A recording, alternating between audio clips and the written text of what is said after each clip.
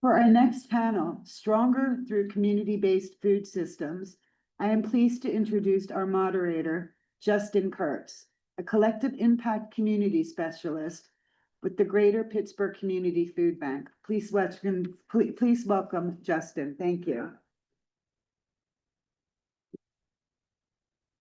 All right, thank you for sticking with us. How's everybody doing this afternoon?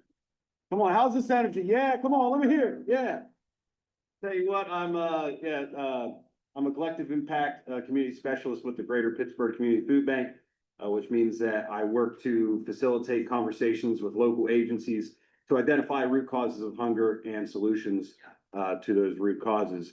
And today I get the honor of being the moderator of this panel, which is great because this group of folks is going to need some moderating. Okay, we didn't come for a sustainability summit; we came for a sustainability soiree. Okay, so first up, I would like to introduce Dr. Erick Lauber, the Executive Director of the Technology and Entrepreneurship Center.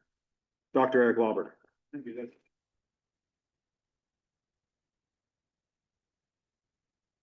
Can I take that down? So folks, we're about 35 minutes behind, so unfortunately I'm going to go fast. I'm going to try to speed up. So I'm a replacement for Alexis Shank, who works for the Indiana County Conservation District and is spearheading this project. Also owns Fat Radish Farms. But I'm really going to describe some stuff that's in the process and is future looking. And I know my friends up here are going to talk about things they're already doing. The Farm to Future project has been initiated by actually a wide group of people, including Alexis. And it's basically an idea to pull together a lot of farms, make their produce and products available in a much simpler, more direct fashion to the community, and therefore return more profits back to the farms and make them more sustainable, as well as provide healthier, local produced food for our community. So that's a quick nutshell. There's some components to it that I'll describe very briefly. And at the end, my name and email address is on there, and I'll send you the slides. There's lots of words on the slides. I'm happy to send them to anybody. This starts with a farm stop. A farm stop is kind of like a permanent farmer's market that's open regular business hours throughout the entire week. We think we're going to eventually create multiple versions of this farm stop. We're coordinating by having multiple farms from across several counties contribute their produce, trading produce across county lines, for example, to make sure everything is well stocked in all these communities. We actually have a volunteer place, Ace Hardware. Uptown has already agreed to clear out some of the front of their store and put in a farm stop that they would be staffed, I think, 7 days a week. And we're coordinating carefully with all the other entities in town, including all of the free food delivery systems, the farmers market, and everyone that we can find that wants to talk to us about food. So Alexis put together some fantastic slides. This just demonstrates the concept of a distributed, intercoordinated transportation system in which we get the food across county boundaries. We're also working on a student farm. We think this would be a great idea for our town. We're coordinating with IUP, with the high school. The actual junior high in Indiana has a garden, which is fantastic. And so this would include a lot of educational components, get people to think a little bit more seriously about working on farms and working with farms. Also get people to think of it as a community hub. We could do some trainings there. We could show people how to use their food properly, connect it with all the K-12 programs. We also want to engage some health focused programs. This obviously involves IRMC, but lots of other entities in town as well. So this would allow us to increase food security, promote food as a medicine. And we think we're going to include in that a teaching kitchen, maybe more than one, across the county, where we teach people how to cook with these healthier foods and make them all very, very accessible to everyone. Stronger health, wellness, foster equitable access to these services, because as we know, we have some challenges in those departments, and obviously try to reduce public health disparities. There's some demonstrated successful models of this that we're following. Some communities like Worcester, Ohio have something like this going on very strong. Wardersville, West Virginia has a nice model that we're monitoring. Butler actually has kind of a health food initiative where they have doctors prescribe people to go learn about healthy foods and to get healthy foods dropped off and giving them a teaching experience. So we're modeling that as well. And where we are at the moment, we're in the midst of the feasibility study, the planning phase. So I've been conducting interviews. Alexis has been doing interviews with lots of different stakeholders across the county. We hope by next fall to launch a farm to table dinner downtown in Indiana, which we think will attract hopefully students and community members and get people involved in this project. As I mentioned, we hope to get the grant pretty soon to launch the first farm stop here in downtown Indiana. And we hope that this becomes a more community-wide initiative than we involve anybody who's interested at all in healthier foods and supporting our local farms. And I want to just plug that for just a second. We know that being a farmer is tough. It's tougher when you can't make profit off the materials that you produce. So we want to make it profitable for our farmers and make them sustainable. And that's kind of where I come in as the entrepreneurship coach. So we've engaged our stakeholders. We got lots of different people we're talking to. These are just some of the preliminary findings that we've come up with so far. There's lots of different issues we need to address: accessibility, affordability, collaboration, not duplication with the things that are out there now. Might have to hire some positions like a farm manager that coordinates all these processes. Some people deliver the foods from here to there. And a lot of communication and marketing is going to be a piece of this as well. So thank you for your time. These are all the partnerships that we've included so far. I want you to know that we've done a lot more work than I'm sharing with you, and I apologize to Alexis for the great slides that I'm rushing through too quick. But this just gives you a small sense of the kind of complexity of what I think we're trying to tackle. Foods is a very, very, very big process. A lot of people involved in it. It's very complex. But with all of your participation and help, I'm sure we can solve some of this. There's a QR code if you have an opportunity to fill out our consumer survey. That would be great. And give us some feedback. And there's my name and email address if you want a chance to talk more about this or get a copy of the slides. Thank you. All right, next up, we will have Darlene Livingston, who is the Executive Director of PA FarmLink and co-owner of Mahoning Creek Farm. Give it up for Darlene. Gonna try to keep the pace up here too, as well. Thank you for having me today. I'm going to go through 3 different things, and so if you have any questions, you can see me afterwards. First of all, I am Executive Director of PA FarmLink. I've worked there for 16 years. It is a 501c nonprofit. We work in 4 areas: farm succession, education, and facilitation. We have a land linking database, do consultations and resource hub. You can see we have a wide representation of people on our board. Our farm succession resources, if you're interested in any of those, I have some with me. We do also focus now on long-term care and the farm because it is a great risk to the farm. Our database, we have had 5 successful matches and 1 typo on our slide this year.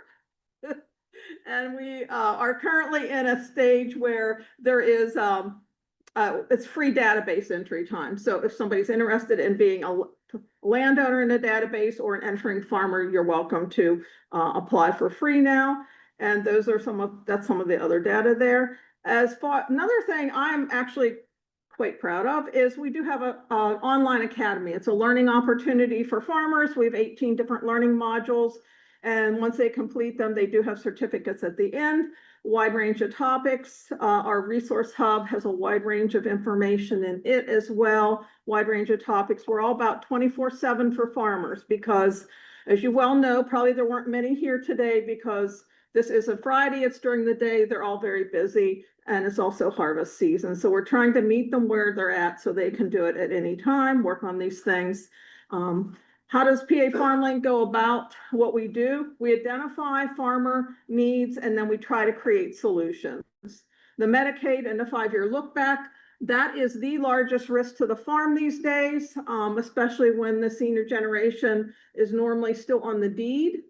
There is not a tax risk. We have 3 nice laws in Pennsylvania to take care of our taxes when someone passes away, and they're probably not going to go above the federal level tax requirement, but we do have long-term care to think about. And we actually are creating an online calculator this year that will really help farmers look at their assets and what might be involved in that and what might be, needed to pay for their care or what might be at risk.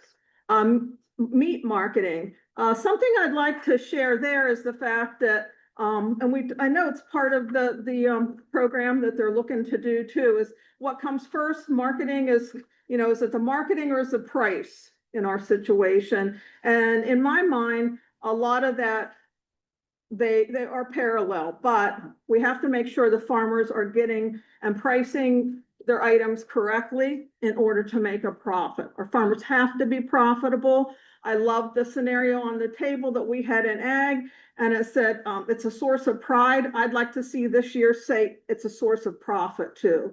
Because as a farmer, we can't stay in business and be sustainable unless we are making a profit. So that's where some of my thought process came from as far as other things we do at FarmLink, and just want to share that with you. And then I'll move in. I'm also, as he mentioned, part farm owner of Mahoning Creek Farm, and we consider ourselves stewards of the land. We are a preserved century farm in Indiana County. This is our vision statement there that we came up with as a family.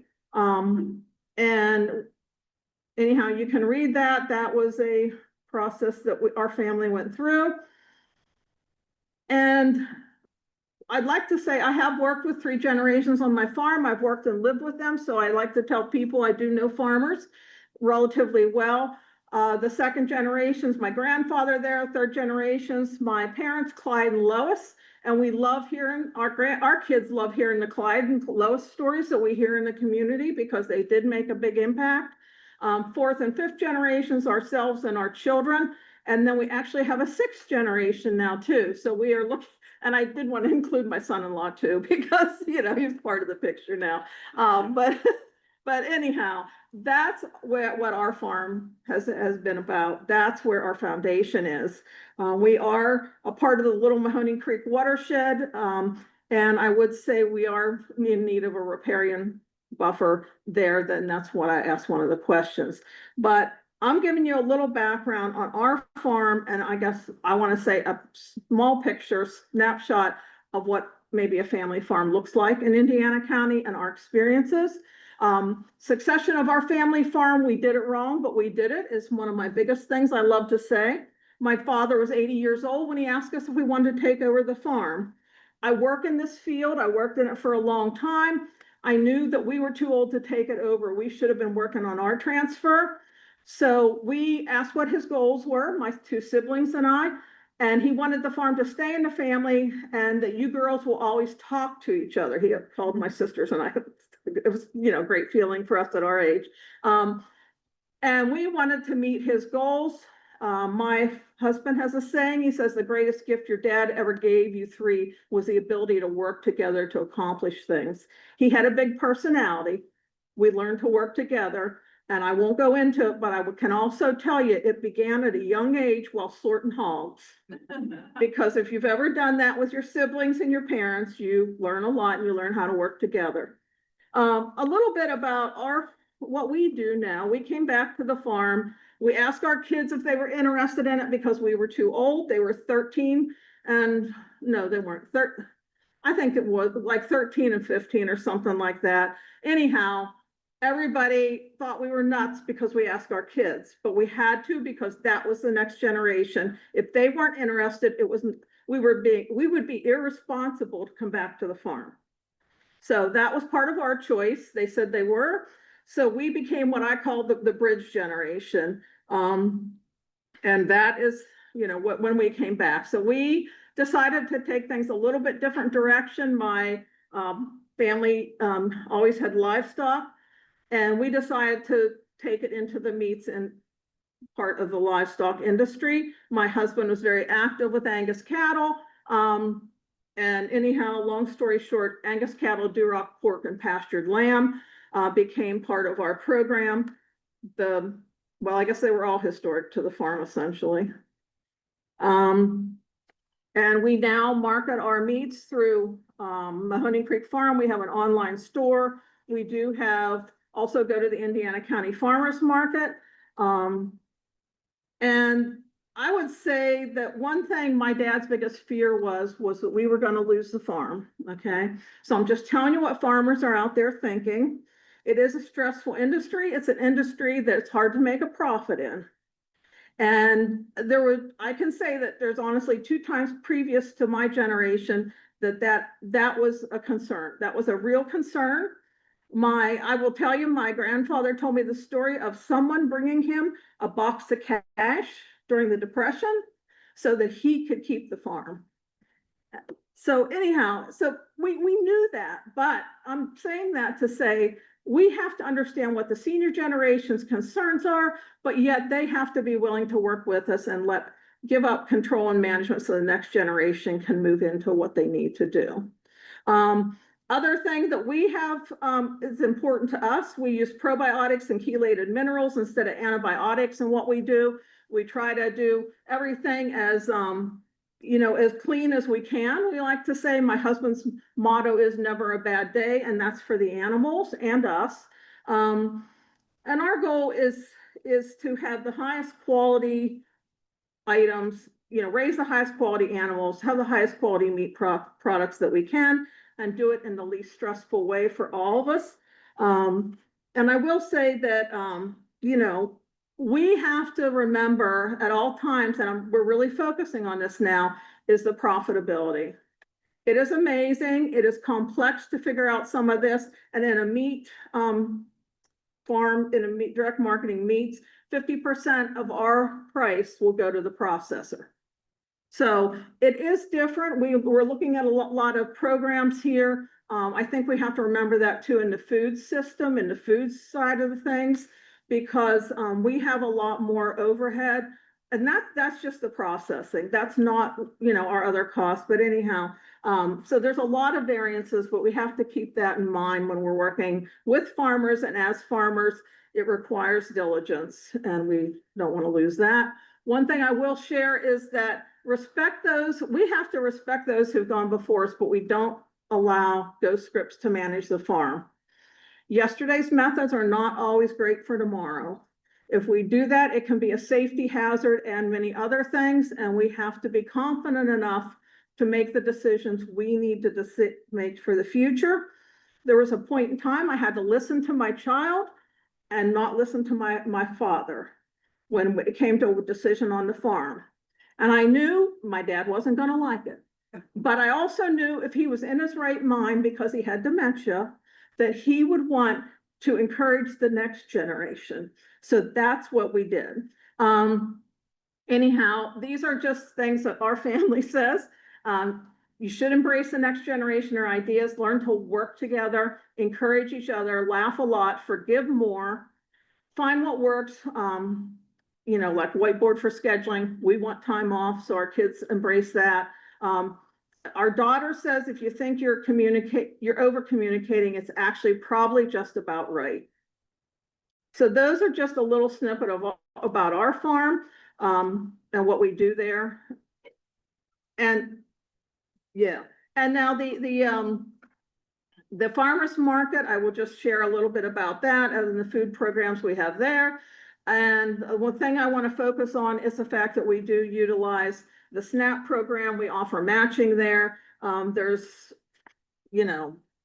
several options there. This year so far we've had 345 transactions for 113 households.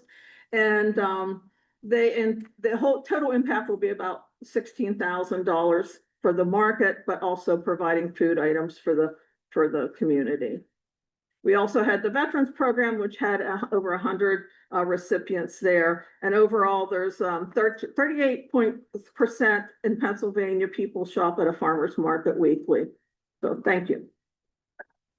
All righty. Thank you so much, Darlene. I'll tell you, if you don't think you like lamb, it's just because you haven't tried the Mahoning Creek farmland, and I genuinely mean that.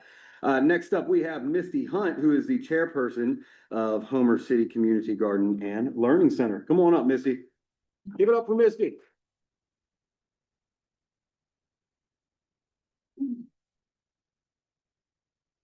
Okay, so I'm usually in a garden in overalls and not standing in front of people giving formal speeches, so I apologize. I'm gonna do my best here. All right, wonderful. So good afternoon, everyone. Thank you so much for having me here today and giving me the opportunity to speak on behalf of the Homer City Community Garden and Learning Center. Like they said, my name is Misty Hunt, and I am the chairperson of the Garden Committee, and we are a program under Homer Center Parks and Recreation. Our garden. Ooh, hitting the wrong button. The sideways button. Got it. All right. Here's our mission statement. And rather than me read it to you in the name of making this quick. I'm just gonna say some words while you can read it. Our garden is focused on organic practices and sustainable systems to grow nutritious, safe produce. Today, I will discuss our mission and the steps on our approach in building a successful community garden. Our committee is happy to be available to guide and encourage others to create a space of their own in their community. I hope you enjoy the quick version of how we got started. And there aren't any more words to read. This is just pictures so that you can kind of follow along as I tell you our story, okay? At the Homer City Community Garden, we were established in the summer of 2022 at approximate cost of, oh, it didn't advance. There we go. Okay, the Homer City Community Garden was established in the summer of 2022 at an approximate cost of $2,500. Many of the materials we used were recycled or donated, including cardboard and mulch from the local recycling center. That first summer, we transformed an empty grass field into an approximately 1,800 square foot food producing garden, focusing on growing as many fresh crops as possible in our 4 raised beds. The garden was open to everyone. Anyone could participate in harvesting and sharing in the bounty. Our outreach was simple, mostly word of mouth, Facebook, and local posters, but it worked. We connected with new people and helped feed families right here in our town. I can, if my fingers work. In 2023, we held our first public meeting. We welcomed new committee members and we expanded our vision to include a learning center, a space to educate and inspire. We celebrated this milestone with a ribbon cutting ceremony on April 22nd. That summer, we used pop-up canopies to host free educational workshops focused on food preservation and sustainability. Topics included garden maintenance, foraging, herbal teas, fermentation, cooking, seed saving, and canning. Yes, we did all of that in 1 year. We partnered with the Homer City Public Library for a garden-themed program. We joined Community Yard Sale Day with kids' crafts and created a rock snake project. And we hosted 3rd graders from the Homer Center School District to build a bug hotel and learn about edible plants. Our partnership with the Cub Scouts resulted in a new herb garden, and by year's end, we had added a recycled material shed, a rain barrel, and a fence, keeping our garden both secure and sustainable. The Homer City Fire Department even helped fill our water buffalo during the dry spells. We also launched our Instagram and website, connecting with even more residents. Our Take What You Need produce system received an outpouring of positive feedback and reinforced our commitment to making fresh food accessible to all. Recognizing the need for a sheltered space for classes, we dreamed up the idea of a pavilion. I lost my place. There we go. And from that dream, our first Harvest Festival was born. Despite cold weather and rain, the event was a huge success, bringing together creative vendors, live music, and community spirit while raising funds for the pavilion. To close the season, we held our first Scarecrows in the Square contest, where local businesses decorated Main Street with creativity and fall spirit. 2023 was truly a year of growth, creativity, and connection. We started 2024 with a winter jug sewing workshop and proudly launched our seed library, a free resource encouraging seed sharing and sustainable gardening, available at the HC Public Library. In early spring, we partnered with the Homer City Alliance Church for an Easter egg hunt, and with help from our Brownie and Daisy troops, we added mushroom patches donated by Free the Fungi to our perennial beds. Continuing our tradition of celebrating Earth Day, we hosted a lively event on April 20th featuring local vendors, nonprofits, and educational demonstrations. Our 2024 workshop series offered both new and returning favorites, natural tie-dye, skincare, cooking, and foraging, all designed to build community and teach practical, sustainable skills. In May, we hosted our Fairy Tea Party for Mother's Day, which served as both a fundraiser and a magical experience for families. In the same year, our Cub Scouts returned to design and build a custom strawberry patch, another lasting addition to the garden. We wrapped up the year with our second Harvest Festival at In-Town Park. This time the weather was beautiful and the turnout was incredible. The festival featured local artisans, small businesses, and basket raffles to raise funds for future projects. We also partnered with our local distillery, expanding the festival throughout town with tours via hay rides, compliments of Aiken's Family Farm, and showcasing the best of Homer City's community spirit. After the festival, we turned our focus to winter programming, hosting a sourdough workshop led by my co-chair, Alexa Rossi, and my own simmer pots and homemade vanilla class for the holidays. We're on 2025. We began 2025 with a fire cider class, a winter seed exchange, and another jug sewing workshop. It went over so well, we had to do it again. Our Earth Day celebration that spring was our best yet, thanks to the incredible community participation and support. We were so honored to receive a grant for the Indiana County Endowment, which allowed us to purchase a much-needed storage shed, a huge improvement for our organization and efficiency. Our friends at NatureWorks once again donated the majority of our plants, a generous partnership we deeply value. Throughout the year, we added practical life skills workshops like fabric arts, soap making, herbal mocktails, and wilderness skills, all designed to empower people with creativity, knowledge, and confidence in uncertain times. This year, we also refined our garden operations. We introduced set public hours and established a team of garden stewards who manage maintenance and care. While all of our produce remains 100% free, it is now offered at our harvest stand just outside the lock gate, making it easily accessible while protecting the garden and the generous investments of our donors. At the heart of everything we do is one belief. Every person has a right to access nourishing food. Every person. Food that supports both body and spirit. Our mission has always been to feed the hungry, but we found that our work does something great, even greater. It builds community. Through shared effort, learning, and compassion, we've created a space where people can come together, grow together, and thrive together. You can truly build a community around a garden, and we see that truth come to life every single day.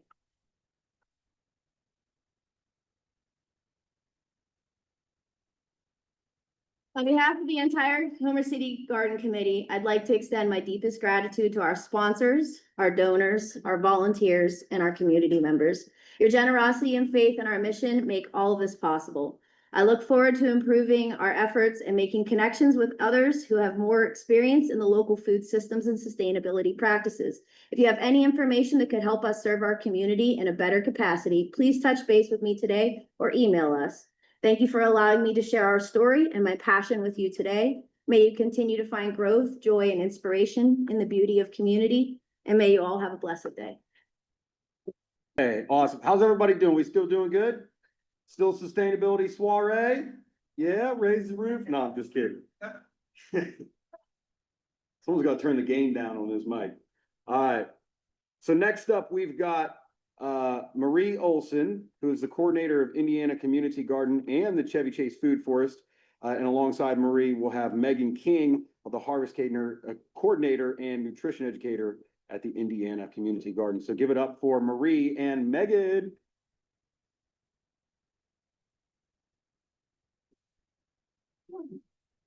Good afternoon. Yes, I am the coordinator of the Indiana Community Garden. We started it 13 years ago. So we're very proud that it's been able to oh, okay. Better. We are a nonprofit grassroots organization run exclusively by volunteers. We are over the years created a beautiful space of a community that's not only for gardening, but it's also for people to gather and come. And we see many people coming through our garden all the time to have picnic, to read. And I think it's a space that the community enjoy. We are a hybrid form of community garden in which we have a private plot that people can rent for a yearly fee of $30. And then we have community plots.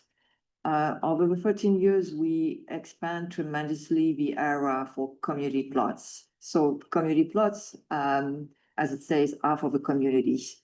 Most of the produce that we grow on this plot are donated to the food bank. But they are also harvested by our volunteers and people who come through the garden. So we never sure exactly how much produce we are producing because people come and harvest. So we have annual crops. We have our usual crops that you would see in a garden, such annual like lettuce and fruits, vegetable, and all kind of greens. But we also have perennial, lots of perennial, and over the years, more and more perennial. So perennial, that means we don't have to plant them again, and they grow by themselves and then multiply, and we can share them very easily. In this perennial, we have herbs, we have asparagus, we have rhubarb, we have a new form of vegetable that's called sea kale that you plant only one time and then it keeps coming back for 10 or 12 years. And we also have lots of berry bushes and fruit trees. And I will get into that a little bit more. But in the Indiana Community Garden, like in the Chevy Food Forest, our goal is to produce space where we can grow a lot of food that require little maintenance. So these kind of foods are trees and berry bushes and perennial plant. We have started for the last 5 years, planted lots of native trees. We have introduced pawpaws and persimmon and mulberries in these gardens. And we have also hazelnuts, plum trees, pear trees, apple trees, elderberries, blackberry, raspberries, all the berries that you could imagine. The idea of a food forest is to not to be so labor intensive, so to produce food that is very abundant that people can come and harvest. So we've been concentrating on this a little bit more because we want people to come and harvest. So Chevy is also a grassroots organization that was started 5 years ago. It's on a hill, so it's a little bit challenging. We had built terraces, and on these terraces, we have fruit trees and berry bushes. So one of our goals, beside producing food and providing education on nutrition and gardening, is to also fight food insecurity, which is very prevalent in our era. So in order to do that, we are very careful about the things that we are cultivating. So we choose crops that are easy to grow, easy to maintain. Our annual crop, for example, consisted of a lot of different types of lettuce and Swiss chard and kale and spinach that starts very early in the season. We do our first harvest beginning of May and go very late in the season until the end of November. We grow root vegetable and also a few tomatoes and peppers, but we concentrate on the things that are easy to grow because we do not have that many volunteers for the daily maintenance. We have education program fostered dedicated to nutrition and gardening. This year, we conducted education program with Friends of the Park, with Master Gardeners, and over the years with Indiana County Conservation District. We had a workshop with Friends of the Park on cider making. And this year, the harvest of apple was incredible. And we were able to produce cider in the garden and show people how to do this. We had also a workshop on how to harvest elderberries and how to preserve them. We could see that the impact of a food forest is gaining is gaining strength because this year we hardly have any apple left in our apple trees. So it means that people have been coming to the garden and harvesting. The same with the elderberries. The same with our annual crop, because we noticed that a lot of things have been picked up from the garden, more than usual. So it's a good sign. People are coming to the garden to get food. We've been doing harvest table. So we've been doing them for most of the existence of a community garden. We started with a Zion food bank, and we were doing this harvest table twice a month. And then we continue with a Chevy Chase. So the principle of harvest table is very simple. We display the produce that we harvest, and we tell people about this produce, because sometimes they don't know what to do. What is Swiss chard? What is kale? What are we going to do with this? So we have this table to tell people what to do with them, and we offered some recipe and sample dishes. We did that occasionally on the past because this is a job that requires a lot of time. And this year, you're gonna see later with Megan, we were able to do it on a weekly basis, and she will tell you exactly everything that she did with this harvest table, which was phenomenal. In order to maintain this garden, we need a lot of volunteers, and we had hundreds of volunteers opportunities throughout the season, although it's mostly during the spring and the fall when the IUP students are here. So the volunteer comes, mostly from IUP, but also from the high school, from different organizations in town, from community members. Yep. What we achieved in 25, we were able to have 2 part-time granted funded positions from the Greater Community Pittsburgh Food Bank. This position were essential for making our garden and our mission thrive this year. So we had a garden maintenance manager, and we had a nutrition educator and harvest coordinator. We had hundreds of volunteer hours that help us maintain the garden. We have a lot of labor-intensive work that includes amending, taking care of our soil, building our compost, taking care of our annual crop and berries and fruit trees. And this year we did a monthly picnic to foster a sense of a community. So now I'm gonna pass it on to Megan, who's gonna be talking about All right, I'm Megan. Sorry, Marie, I'm taking over. I'm Megan. I'm the harvest coordinator and nutrition educator. I'm gonna blast through this real quick. So harvest coordinator involves taking the food from the garden and bringing it to Chevy Chase Community Center, using the food from the Chevy Chase Food Forest to give away for free farmers market table.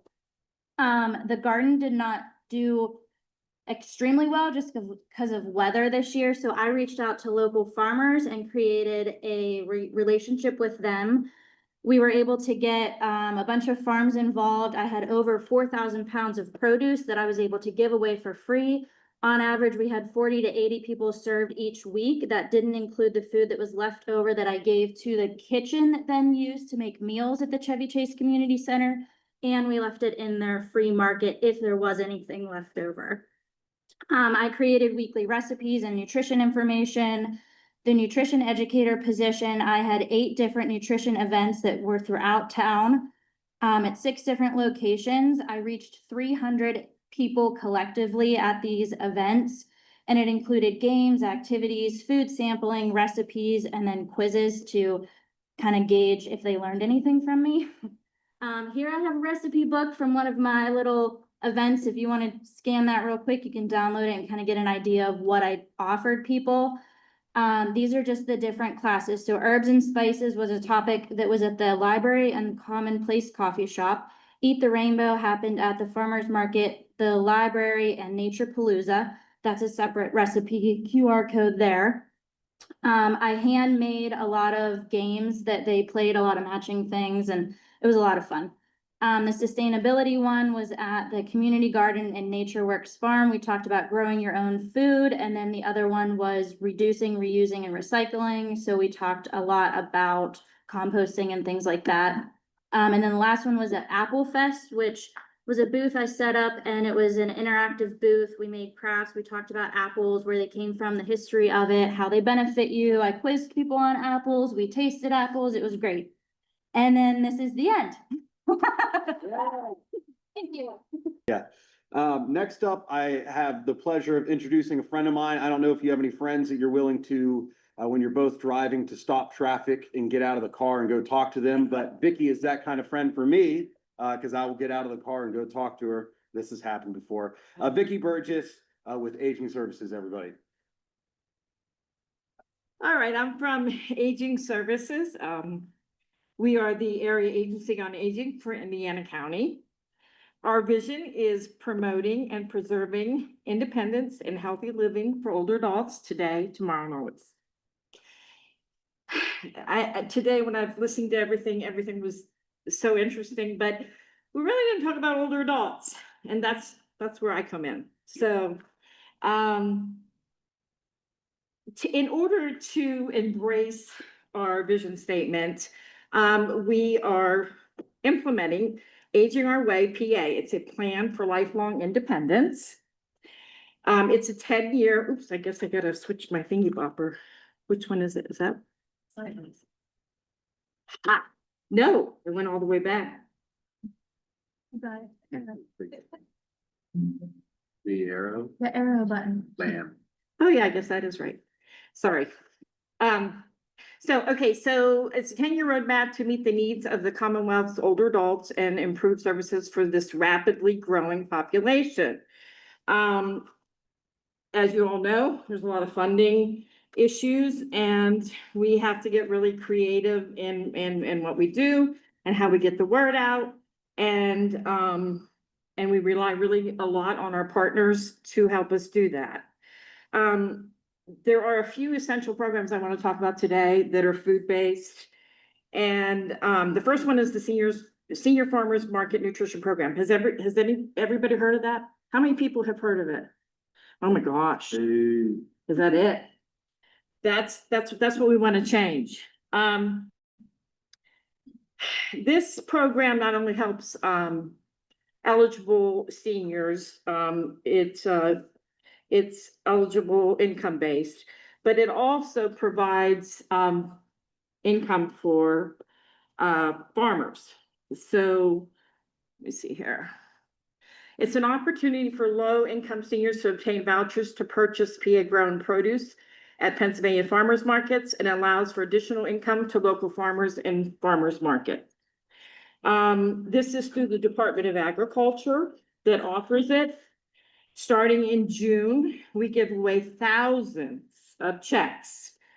Amy from the food bank will tell you that I am very, very popular once a year, right? So it is a very crucial program for people. We really want to focus on getting people to be able to get the kind of food, healthy food that benefit them. And there's nothing more healthy than locally grown produce from Pennsylvania. Let me see here where we are. One of the things is that we have a problem getting the word out to what this program is. And that's something that we continually try to brainstorm. So initially we had done it at the senior centers, but we really have tried to get out there. We go to the food bank, we go to food pantries, we go to local community events, and we go to local farmers markets. We ask that we really want the word to get out there, to spread, because there are people in far-reaching areas of the county that don't have access maybe to get these vouchers, and we can go to these pantries and places to give them to them.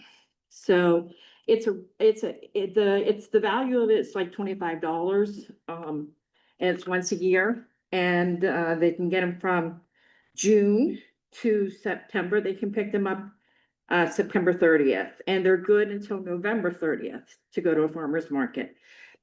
They have to be an eligible farmer's market that have registered through the Department of Agriculture. So in saying that, that's a program that we really want to make sure we spread the word, especially in these trying times. The other thing that we're going to talk about here, if I can get this, is our senior center community garden. I thought I saw Blake somewhere in here. There he is.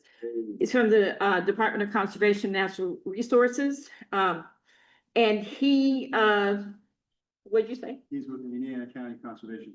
Yeah, but you're right, yes. But it was through a grant, correct, yes.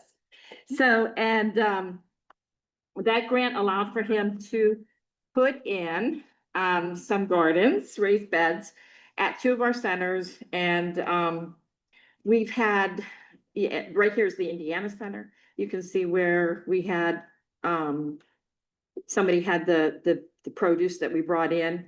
We made fresh salads, we made zucchini bread. And this is something that's been 2 years now. And I'll tell you what, it's a hit. They love it. And one of the things that we also see is people bringing in that have gardens also bring in their produce and give away to others that don't have, the gardens. And that, I mean, as Marie will tell you, there's such a need for produce, local produce. And the senior centers is one place where it gets scarfed up real quick.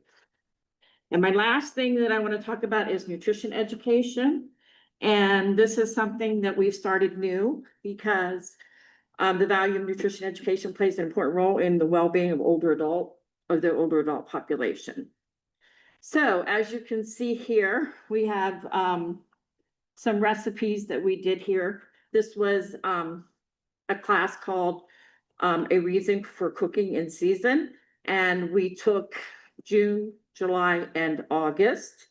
And we had in-season fruits and vegetables that we used in recipes for the classes. And this was held at the Tulick Senior Center. We had an overwhelming response. And if you see the bottom, that is actually vegetarian cabbage rolls. So, and they were delicious.